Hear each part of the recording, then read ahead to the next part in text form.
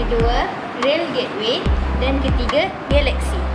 So kawan-kawan boleh pilih.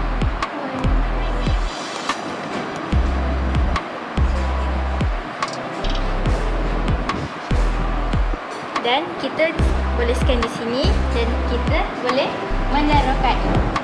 Nak ikut. Okey. Dan di sini kita boleh tekan di sini untuk mengetahui alat ini.